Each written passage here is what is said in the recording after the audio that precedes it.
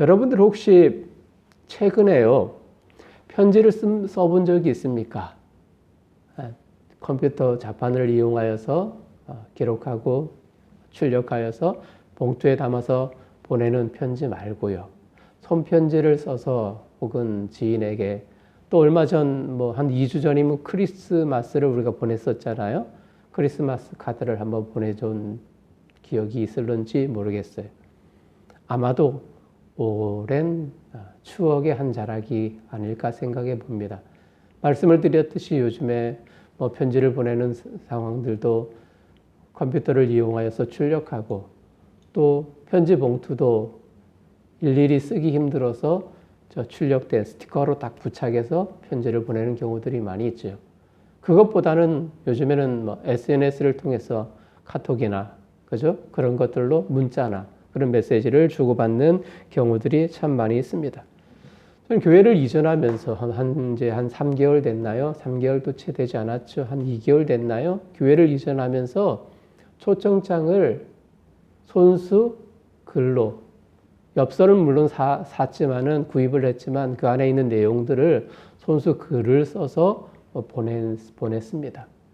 참 미안한 마음이 들었습니다. 물론 인쇄소에 맡겨서 출력할 수 있는 기간도 좀 소요되는 기간이 좀 길기도 했었고요. 그것보다는 우린 마음을 담아서 보내는 것도 괜찮겠다라는 생각 속에서 그렇게 결정을 하고요. 또 수고한 몇몇 분들과 함께 편지를 보냈습니다. 반응이 참 좋았어요. 그 초청장을 받고 문자를 보내주신 분도 계셨고, 또 친히 전화를 주신 분도 있었습니다. 이런 느낌, 이런 감정을 누려보기는 참 오랜만이다. 참 감성적이고 정성이 담겨져 있었다라는 그런 반응들이 참 좋았습니다. 저는 글씨를 잘 못 써서 참 누가 되지 않을까라는 그런 조바심이 있었는데, 도리어 그것이 사람들에게 큰 즐거움을 줬다는 것을 확인할 수 있었습니다. 오늘 사실 고린도전서 우리가 첫 부분을 살펴보는데, 이 고린도전서는 편지입니다. 사도 바울의 편지입니다. 고린도 교회를 향한 바울의 정성 담긴 하나님의 마음을 담아서 쓴 편지죠. 그 교회와 성도를 생각하면서 쓴 서신입니다. 바울이 급히 편지로 교회에 전달한 이유가 있습니다. 편지를 쓰는 이유를 생각하면 의외로 간단하게 해결될 수 있어요. 답을 찾을 수 있습니다. 우리가 어떨 때 편지를 씁니까? 어떨 때 전화로 상대방에게 안부를 전합니까? 여러 가지 많은 축하를 전하거나, 혹은 내 마음속에 담겨져 있는 그런 상황들을 바로 전달해주고 싶은 그 마음 때문에 편지나 혹은 전화나 그런 문자를 보내곤 합니다. 바울은 고린도 교회에 여러 가지 문제가 있다는 소식을 들었어요. 고린도 교회, 바울과 뗄래야 뗄 수 없는 관계잖아요. 사도 바울이 전도 여행 중에 고린도를 방문했고, 브리스길라와 아굴라 부부를 만나서 교회를 세웠습니다. 그리고 그곳에서 1년 6개월 동안 목회를 했어요. 성도들을 보살폈고 그들의 신앙을 잘 케어하여서 그 중심 도시였던 고린도 그곳에 교회로서의 역할을 감당할 수 있도록 애정과 더불어서 정성을 쏟았던 교회입니다. 고린도라는 거대한 도시, 문화에 하나님의 선한 영향력을 발해야 마땅하겠지만, 사도 바울이 떠난 이후에 그렇지 못한 모습들을 보면서 바울의 마음이 무너졌던 겁니다. 이를 바로잡기 위해서 편지를 쓰고 있는 겁니다. 간단하죠? 쉽습니다. 고린도 교회에, 고린도 도시라는 그 상황들을 우리가 잠시 살펴볼 필요가 있겠다 싶어요. 고린도는 위치상 매우 중요한 도시였습니다. 남북으로는 육로를 연결하는 아주 기가 막힌 곳에 위치해 있었고요. 그리고 횡으로는, 동서로는 해로를 연결하는 교통의 중심지였습니다. 항구 도시였고 무역과 상업이 가장 번영한 곳이었습니다. 이곳에는 각 지역에서 많은 사람들이 몰려들었습니다. 당연하죠. 왜요? 무역의 도시였으니까요. 그곳에 가야만 많은 사람들을 만날 수 있고, 그리고 남북으로 또는 동서로 자신들의 그런 물자를 공급하기도 하고 팔 수 있는 그런 길들이 열리기 때문에 당연히 많은 사람들이 모여들 수밖에 없습니다. 당시 인구를 보면 역사학자들의 이야기를 들어보면 100만 가량이 되는 사람들이 그곳에 살고 있었다라고 이야기를 해요. 뭐 요즘들은 실감이 나지 않지요. 우리나라의 광역시의 그런 조건이 100만이 넘어야 되잖아요. 근데 최근에 현 시대의 인구와 당시의 인구를 비교할 수 없습니다. 대개 10만이나 5만이 넘는 도시면 꽤 큰 도시로 여겨지는 그런 상황이었으니까요. 그것의 10배가 넘는 100만의 인구가 살고 있었다라고 이야기한다면 어쩌면 로마의 두 번째 정도 혹은 손꼽힐 정도의 크기의 도시를 자랑하는 곳이 바로 고린도였던 겁니다. 무역으로 많은 부를 누리는 부자들도 많았고요. 그리고 사치스러운 생활과 더불어서 돈이 많으면 물질이 부해지면 자연스럽게 따라오는 것이 죄잖아요. 범죄. 그런 사치스러움으로 인해서 음란의 그리고 우상숭배의 죄도 만연한 곳이기도 했어요. 이곳에 하나님은 바울을 통해서 교회를 세웠습니다. 교회가 서도록 하신 하나님의 이유가 있겠죠. 거대한 도시, 많은 부를 누리고 있지만 하나님을 떠난 사람들이 많이 있었던 겁니다.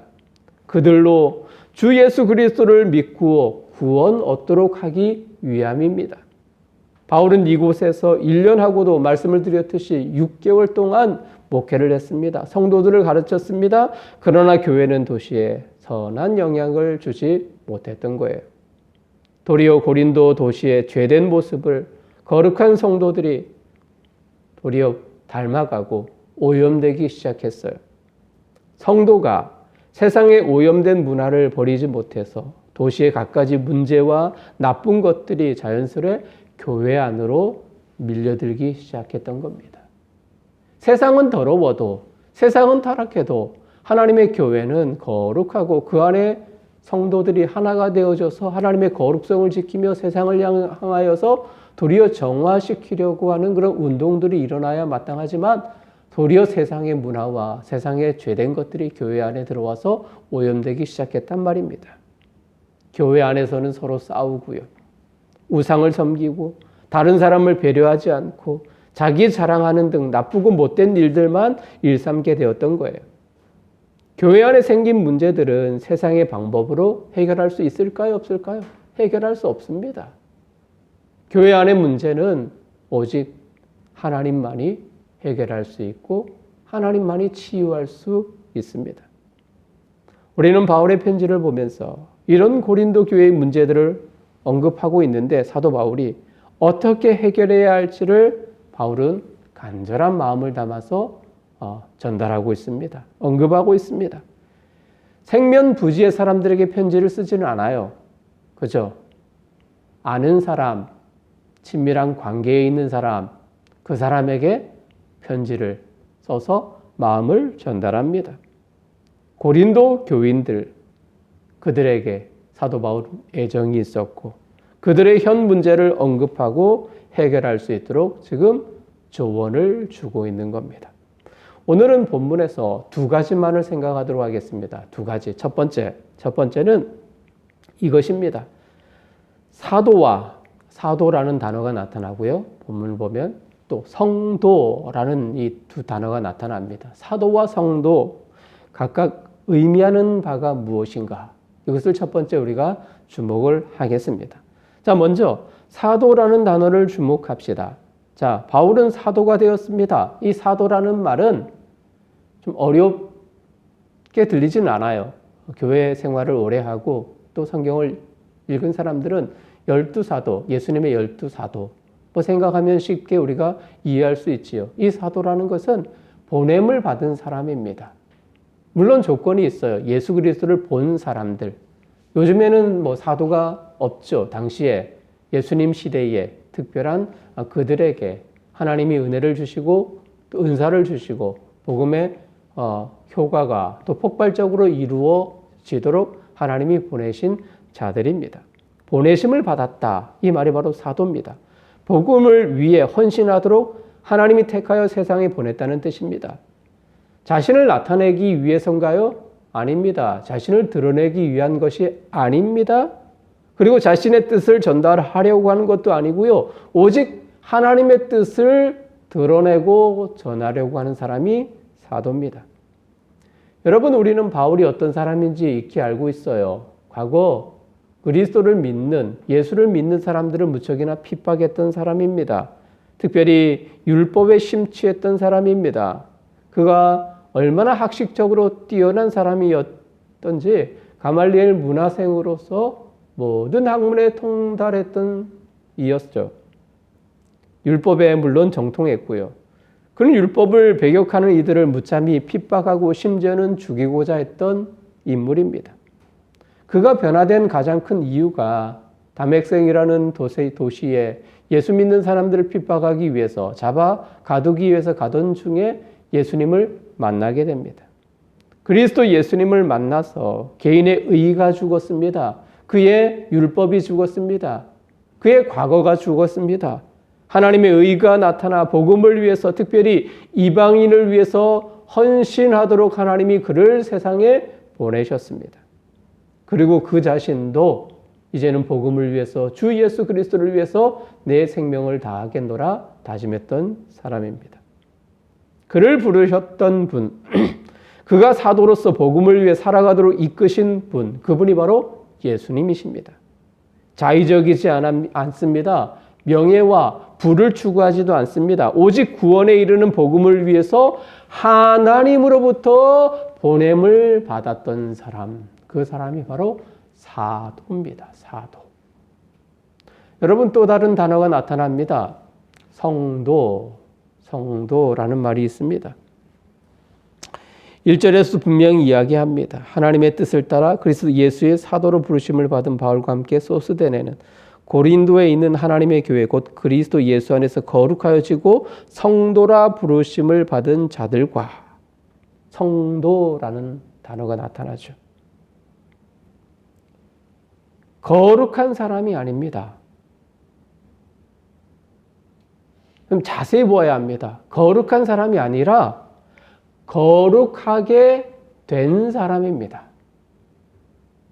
거룩해진 사람이라는 말입니다. 스스로가 거룩해진 것이 아니고요.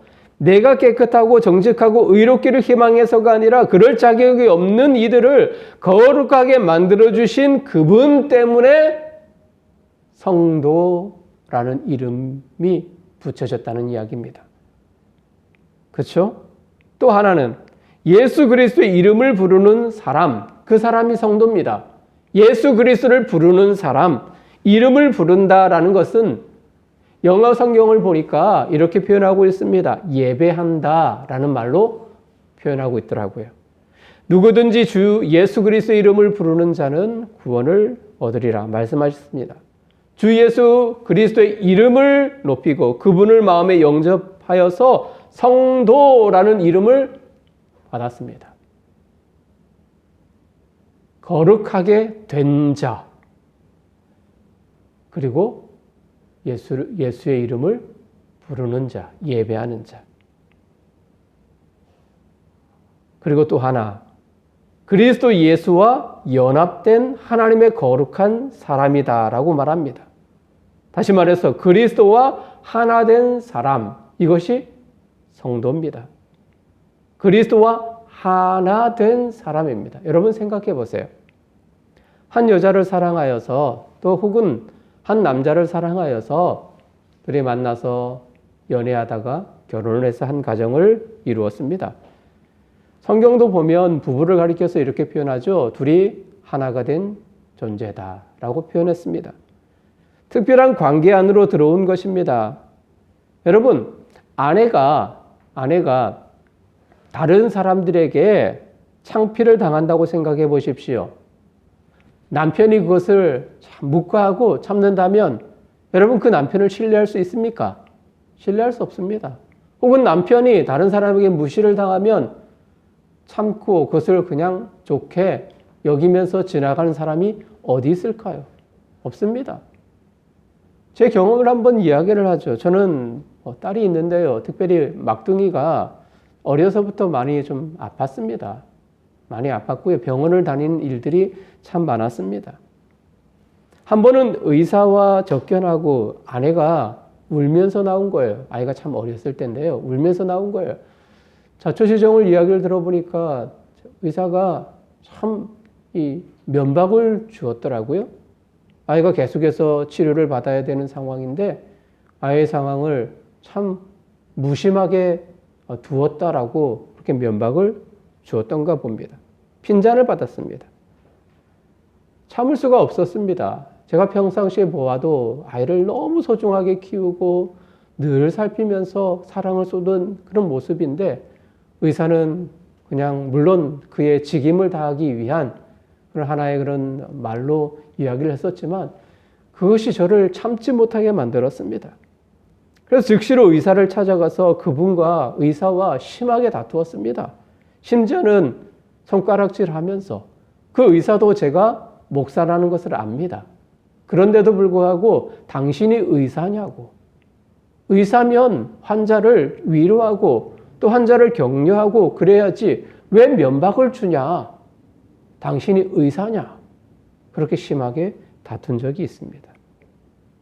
지금도 그렇습니다. 아이들이 아프건 또 혹은 아내가 다른 사람에 의해서 멸시를 당하고 무시당하는 것을 그냥 넘길 수가 없습니다.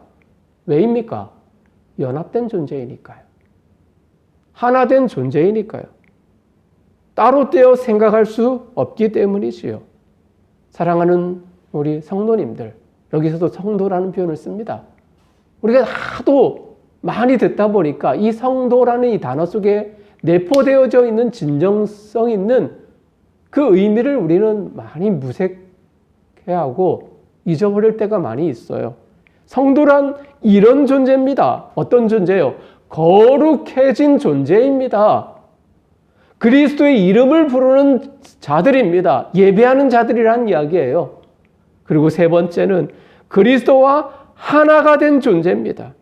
하나님이 특별하게 여기고 살피고 안아주시는 존재입니다.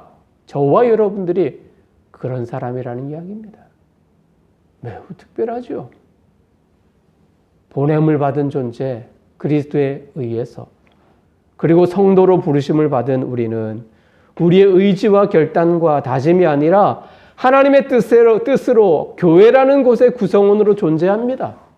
교회 그리고 성도 단순하지 않습니다.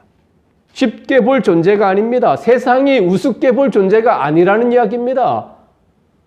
코로나 바이러스로 인해서 무너져 버려 있는 그 교회와 우리 성도들의 가치가 세상 사람들이 심지어는 방역 당국의 사람들이 우습게 볼 존재가 아니라는 이야기입니다.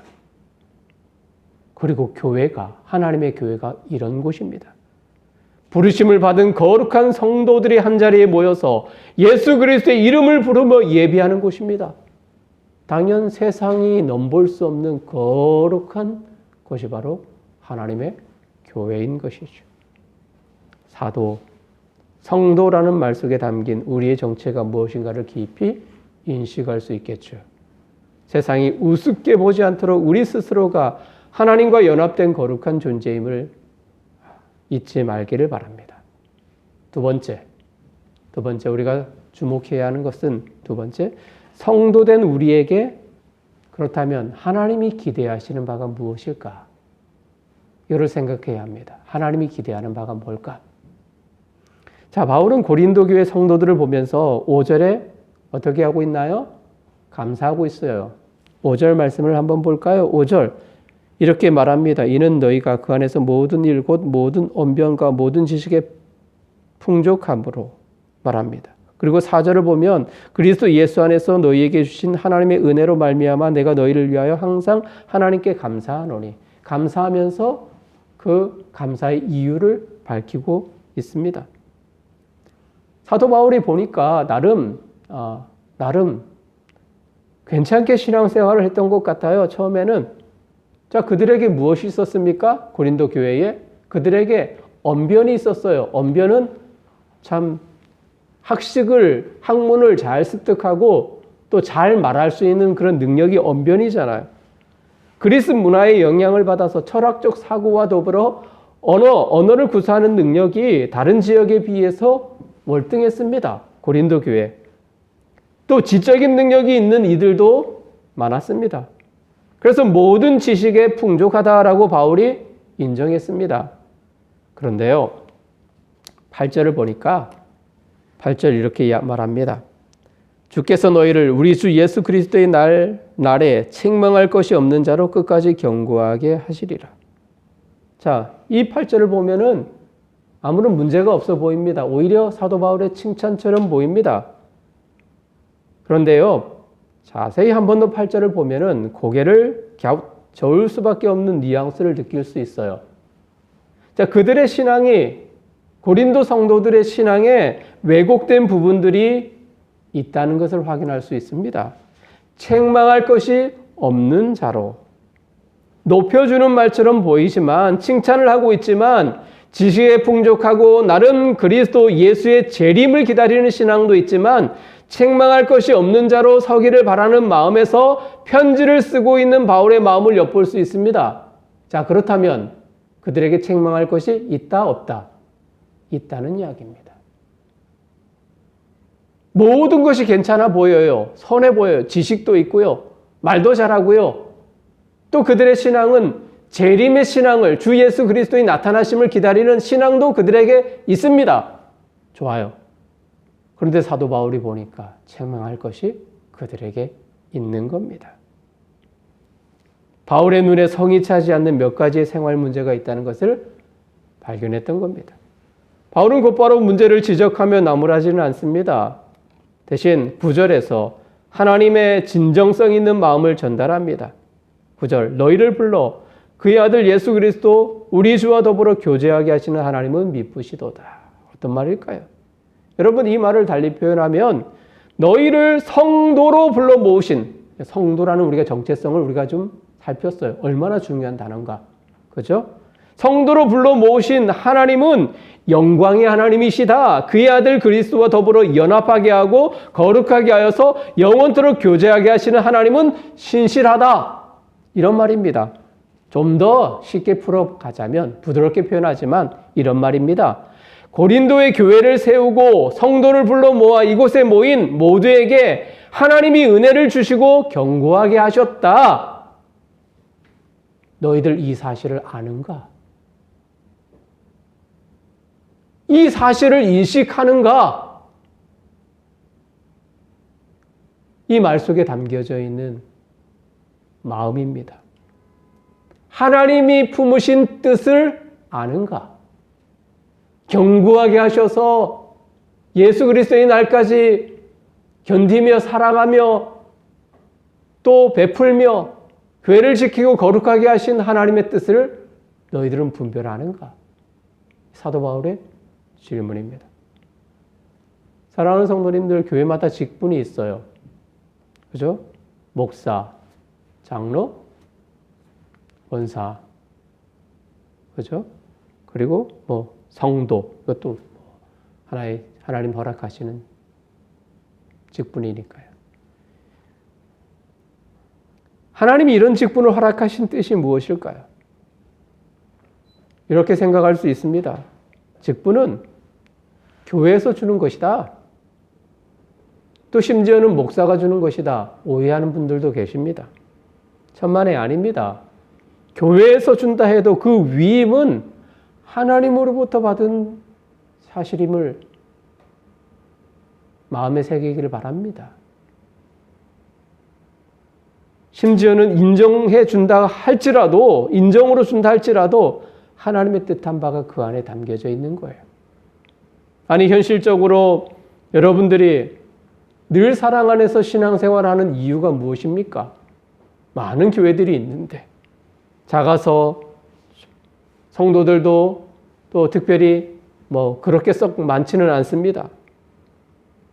그리고 재정의 안정성이 떨어지는 교회이기도 합니다. 그래서 자리를 채워줘야 할 사명이 내게 있다, 이렇게 생각하는 사람은 물론 없겠죠. 그런데 여러분, 한 교회에 적을 두고 그 안에서 신앙생활해야 할 분명한 이유가 오늘 본문에서 우리는 발견할 수 있습니다.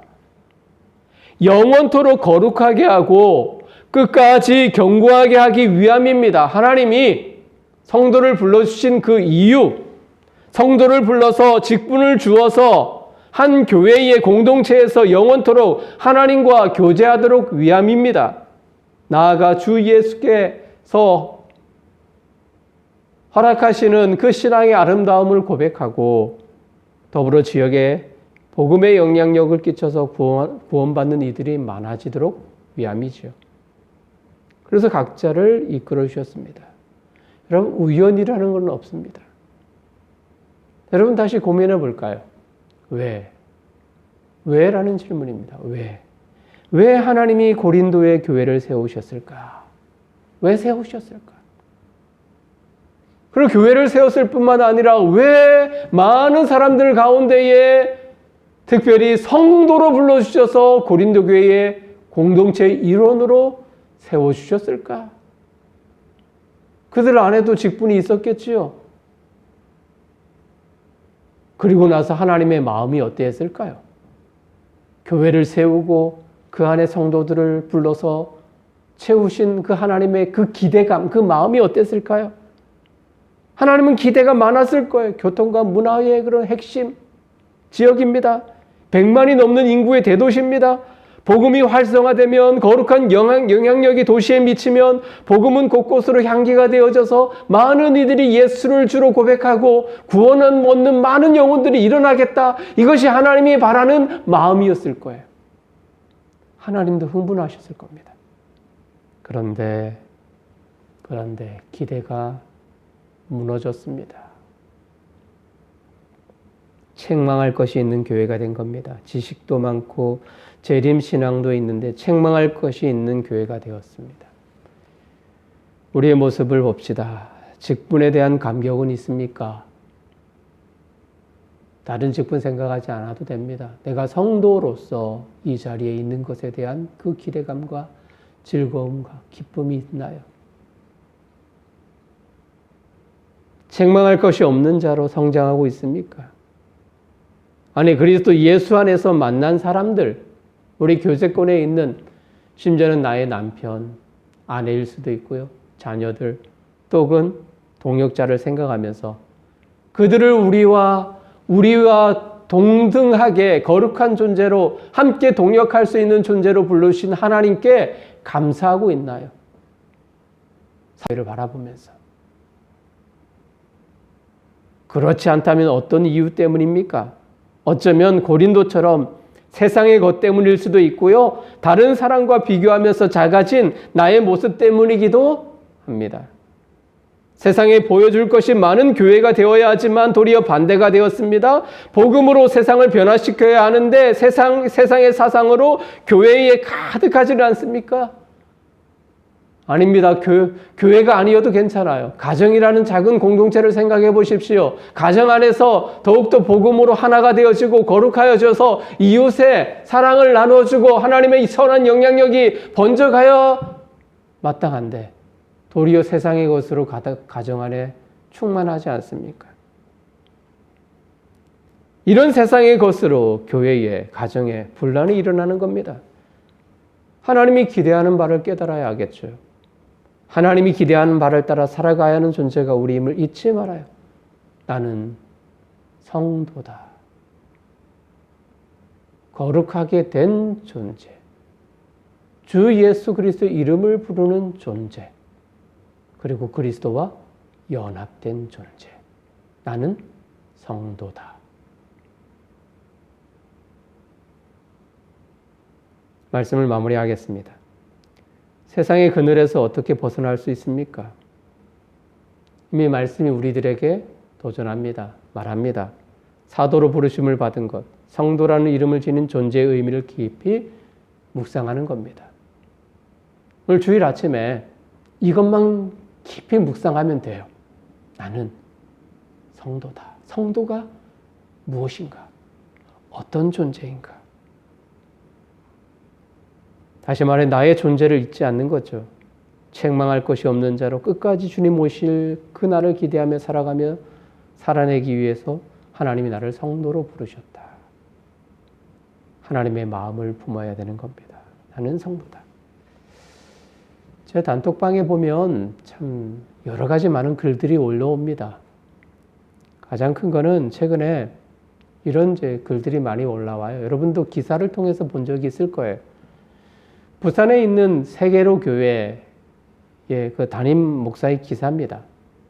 그가 종교 탄압을 중지하라 라는 슬로건을 걸고 대면 예배를 강행할 것을 시사했습니다. 그리고 1차 폐쇄 경고를 받았다고 합니다. 저는 이제 그것이 이제 궁금해서 JTBC 그런 기자와 인터뷰했던 30분짜리 인터뷰 풀 영상을 본 적이 있습니다.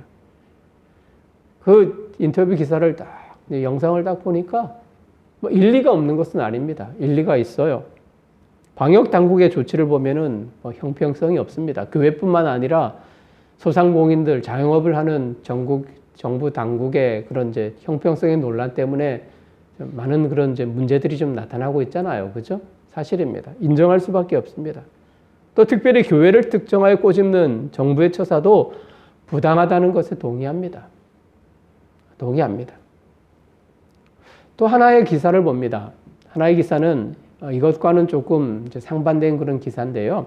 이런 상황 속에서 한국 교단을 대표하는 한교총의 일부 목사들이 총리를 찾아가 요청을 했고요. 이런 요청을 했습니다. 그럼 모임 완화와 더불어서 교회에도 재난지원금을 지원해달라 이런 부탁을 했답니다. 그 기사를 보면서 조금 부끄러웠습니다. 왜 부끄러웠냐면 교회가 어떤 곳인가를 생각해 보니까요. 자, 먼저 교회란 어떤 곳인가? 성도들의 연합체입니다. 자, 성도라고 부르는 존재들이 어떤 존재들입니까? 그죠? 그리스도와 연합된 존재입니다. 예수 그리스도를 이름을 부르는 사람들입니다. 이런 존재들인데 그것이 모여서 교회가 되고 또 그것이 또 교회가 모여서 한국교회 총연합회라는 이름으로 모였다면 각 교회의 그 어려움들은 각 교단 차원에서 자생 방안을 강구하는 것이 맞습니다. 그러나 지금 각 교단들을 보면 자생 방안을 절대 하나도 실마리를 풀려고 하지 않습니다. 각자 알아서 살아남으라 라는 식입니다.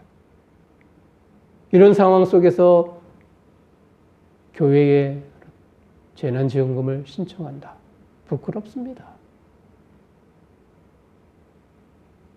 한편에는 강경을, 다른 쪽에는 국어를, 솔직한 표현인 것과 다를 것이 없죠. 어느 것이 맞다, 틀리다라고 말하지 않습니다.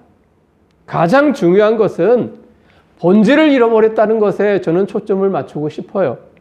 우리는 성도라는 사실을요, 바이러스 초유의 상황을 맞이하는 우리의 모습에 하나님이 기대하고 바라는 뜻을 깊이 더 생각해야 맞습니다.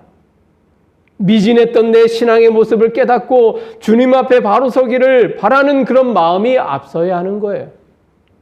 그러면 어느 곳에서든지 예배자로 설 수 있습니다.